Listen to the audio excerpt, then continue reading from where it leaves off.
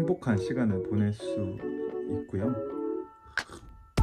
그게 매력인 것 같아요. 나 혼자 있는 시간. 여러분 안녕하세요. 안녕하세요, 둘째 오빠입니다. 오늘은 커피를 볶는 되게 여러 가지 방법 중에 아마 에스프레소 머신과 더불어서 가장 유명한 방법이고 실제로 간편하고 카페에서도 많이 쓰는 핸드드립에 대해서 조금 알려드리고자 해요. 저도 커피를 맨 처음에 하게 될 때 당장 이런 에스프레소 머신을 살 만한 금전적인 부담이 크기 때문에 한 5만 원 선에서 이렇게 살 수 있는 핸드드립 세트를 사가지고 홈카페를 처음 입문하게 됐었는데요. 핸드드립에 대해서 조금 먼저 말씀드리면은 아마 카페에서 보시면은 브루잉이랑 핸드드립 이렇게 두 가지 이름을 같이 쓰는 걸로 보셨을 수도 있어요. 그러니까 둘 중 하나를 쓰고 이제 둘이 같은 의미다라고 하는 걸 많이 보셨을 텐데, 제가 알기로는 그 두 가지를 굳이 나누자면은 방식은 이런 드리퍼를 통해서 내리는 방법은 동일한데 이제 조금 일본 쪽에서 많이 쓰는 방식이냐 아니면 미국 쪽에서 많이 쓰는 방식이냐로 나눠지는 것 같아요. 일본에서 주로 많이 쓰는 그 커피 내리는 방식을 핸드드립이라고 많이 하고요.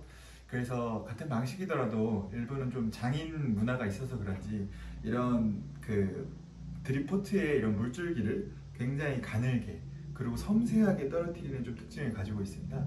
그래가지고 사용하는 이런 드리퍼도 이제 칼리타라던가 이런 물 빠짐이 좀 적은 드리퍼를 사용해서 좀 진하고 좀 특색 있는 커피를 내린다고 보면 될 것 같고요.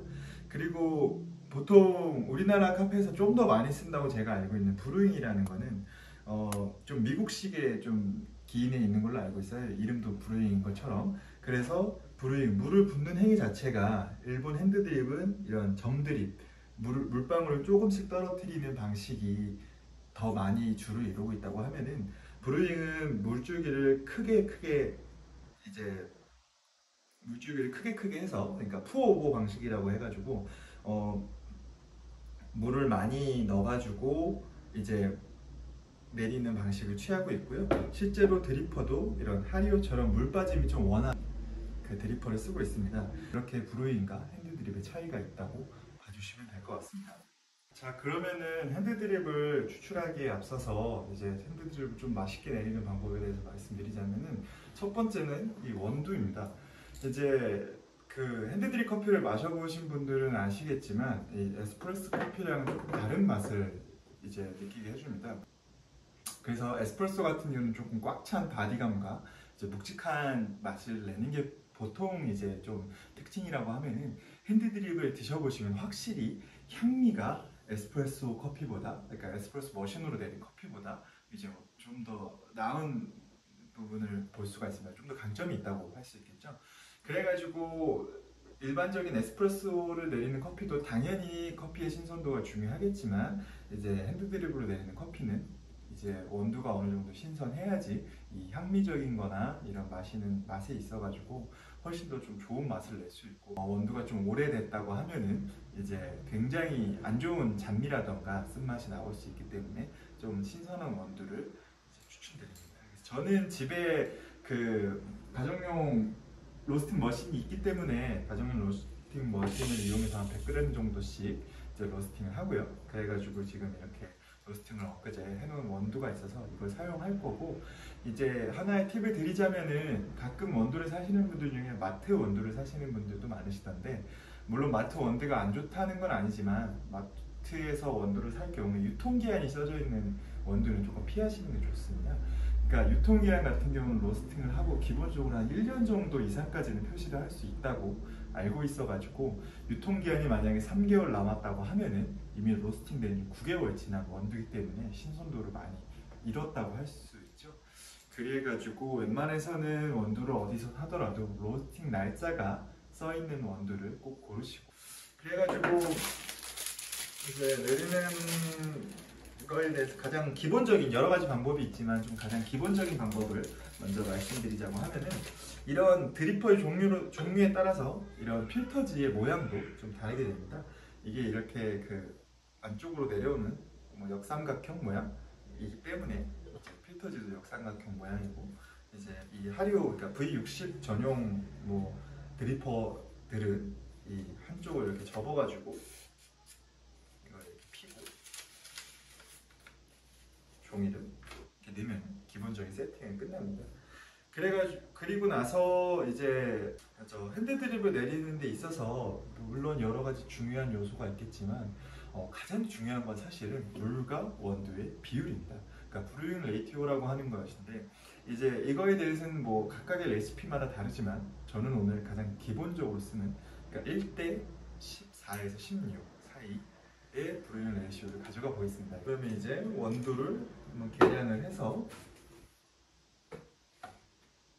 20g을 해서 그리고 보통 핸드밀에 이걸 은근 모르시는 분들이 있으시던데 이렇게 열어보시면은 이 그라인딩 하는 날이 있는 곳이 있는데 여기를 돌리면은 이 분쇄도를 조절할 수가 있습니다. 그러니까 여러 가지 방식인데 얘는 여기에 달려 있는데 뭐 이런 몸통에 달려 있어 가지고 분쇄도 조절할 수도 있고 대부분이 무조건 분쇄도를 조절할 수 있는 기능이 있기 때문에 그냥으로 쓰지 마시고 이제 이따가 말씀드리겠지만 레시피에 맞춰가지고 분쇄도 좀 조정해 보시고 이제 자신이 좀 부족하다고 느끼는 맛이나 뉘앙스에 따라서 자신의 성향에 맞게 분쇄도를 조절해 보시는 걸 추천드립니다. 열심히 돌려주면 이렇게 갈면서도 커피 향이 되게 이렇게 샥 나가지고 회사에서 주로 이렇게 핸드드립을 해먹는데 중간에 쉬는 시간에 이렇게 아무 생각 없이 갈고 있으면 피곤해가지고 갈고 있으면 되게 힐링이 되더라고요. 해놨고요. 이제 세팅을 하면은 이제 뜨거운 물은 집에 있는 커피 포트 같은 걸 쓰면 되는데 이제 이런 것도 드립포트가 이런 물을 끓이는 거랑 드립포트 전용 주전자 자체가 같이 있는 경우가 있어가지고 뭐 그런 거는 이제 자신의 성향에 따라서 하시면 될 것 같고 저는 오늘 이 커피 관련된 이런 용품을 처음 사신 분들이나 아니면은 뭐 그냥 조금 적은 금액을 가지고 커피를 이제 시작하고 싶으신 분들을 이제 대상으로 말씀드리는 거기 때문에 집에 있던 커피 포트를 사용해가지고 한번 그 커피를 내려보겠습니다. 하게 되면은 이제 하시기 전에 이런 린싱이란 작업을 하게 되는데요. 린싱이 뭐 꼭 필요하다 이런 건 아닌데 린싱이란 건 이제 추출을 내리기 전에 이 종이를 이런 식으로 적셔주는 작업인데 이게 뭐 주로 하는 이유는 일단 이 종이에 안 좋은 맛이 나올 수 있기 때문에 종이 맛을 빼주는 것도 있고요. 그 종이 맛을 빼주면서 이런 드립 서버랑 이런 드리퍼에 조금 이제 열기를 줘가지고 추출을 좀 원활하게 해주려는 모양. 그래서 한 후에 아까 그라인딩을 해준 원두를 투입을 하고요. 이제 물은 끓인 걸로 그래서 뭐 물에 이제 뭐 온도도 얘기하는 게 있는데 제가 보기엔 그냥 너무 식지만 않게 그러니까 물의 온도가 뭐 100도에 가깝게 팔팔 끓는 물에 가까운 건 뭐 엄청 큰 문제는 안 될 수도 있겠지만 주로 물이 생각보다 금방 식기 때문에 또 너무 식은 걸로 내리는 게 오히려 좀 더 안 좋은 맛을 낼 확률은 높더라고요. 그래서 뭐 최상의 온도인 뭐 92도, 94도 뭐 이런 식으로 레시피에 맞추는 온도에 돼가지고 맞추는 것도 있겠지만 제가 봤을 때는 그냥 주로 팔팔 끓인 다음에 여기다 옮겨 담으면서 조금 식으니까 하시면 될 것 같습니다. 그래서 이렇게 초가 있으니까 초를 스타트를 해주고 볶은 지 얼마 안 된 원두이기 때문에 뜸들이기라는 작업을 해주도록 하겠습니다.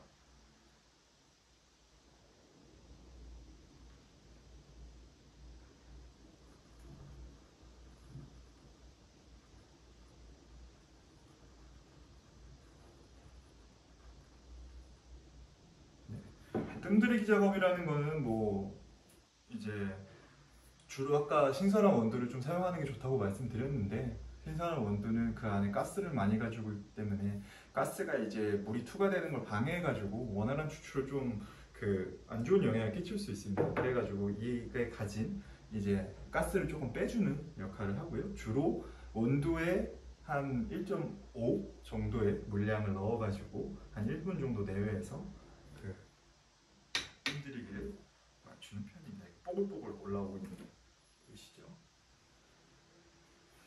그 다음에 이제 1분 지나고 1대 16이라고 말씀드렸는데 뭐 어려운 거 없이 그냥 그러면은 이제 아까 30g 정도 넣은 거랑 빼가지고 그 남은 물 양 정도를 한 3번에 나눠서 내리시면 됩니다. 그러니까 저는 아까 320g 정도 뽑을 거니까 한 100g, 100g, 120g 정도 아니면 120, 100 정도 3번에 나눠서 끊으시면 되고요. 뭐 2번에 나눠서 끊거나 한 번에 다 넣는 레시피도 있는데 뭐 가장 좀 유명한 걸 제가 알기로 3번에 나눠서 끊는 걸로 알고 있어서 또 제가 그렇게 맞춰놨고, 그래서 이 레시피 같은 경우는 첫 번째 100g 정도 내린 물을 다 빠질 때까지 일단 기다리고요. 기다리는 이유에 대해서 좀 말씀드리자면은 이제 뭐 커피에 좀 진하기를 조금 진하게 내리기 위함으로 좀 알아주시면 될 것 같습니다. 그러니까 뭐 320g까지 넣으면 푸어 해주시면 됩니다. 사실 원두만 신선하고 물과 원두의 비율만 잘 지키면 되게 맛있습니다. 커피랑 먹는 굉장히 이제 달달한 음식, 그런 달달한 여러 가지를 디저트를 같이 드시면은 집에서 먹는 커피로도 카페에서 먹을 때 그런 커피의 뭔가 그 즐거움, 그 행복감과 맛을 느끼실 수도 있으니까 저는 뭐 그냥 우유와 바나나로 대충 만들었어요.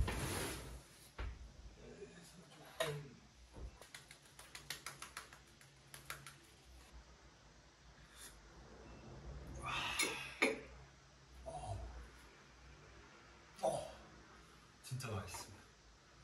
제가 내린 거지만 제가 볶은 커피고 제가 내린 거지만 진짜 맛있고요. 아 그리고 이거는 뭐 성향이지만 뭐 꼭 강요드리는 건 아니지만 이 핸드드립 커피는 좀 따뜻하게 드시는 걸 좀 추천드려요. 따뜻하게 먹어봐서 핸드드립 매력을 느낀 다음에 이제 아이스로 드셔보시는 게 추천드리고, 아이스 레시피도 여러 가지가 있는데 이제 그냥 이 상태로 내리고 얼음을 넣게 되면은 좀 밍밍해질 수가 있어서 아이스 레시피 같은 경우는 주로 이제 브루잉 레시오로 낮추는 편인데, 그거는 이제 여러 가지 찾아보시면서 한번 도전을 해보시고 나중에 기회가 되면 제가 보통 핸드드립 내릴 때 이제 먹는 이제 아이스 레시피도 공유해 드리도록 하겠습니다. 왜냐면 그러고 나서 이게 뜨거운 걸 추천드리는 이유는 일단은 맛있고, 이게 완전 뜨거울 때 조금씩 식어갈 때마다 그 향미에 느껴지는 톤이라든가 이런 게 되게 달라져요. 그러니까 되게 이런 약배전 커피를 먹더라도 되게 뜨거울 때는 산미가 낮고 진짜 이렇게 맛있는 달달한 맛이 더 많이 느껴지고, 이렇게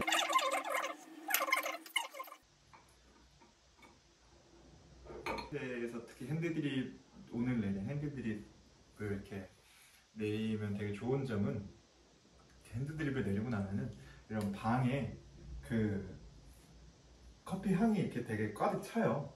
그래서 그런 것들이 뭐 밖에 있다가 오면 더 두드러지고 되게 기분이 좋거든요. 그러니까 요즘 같이 좀 날씨도 선선하니 그럴 때에는 진짜 그냥 커피 한 잔 내리고 집에 있기만 해도 그게 참 행복한 시간을 보낼 수 있고요. 있으니까 홈카페 처음 도전하시는 분들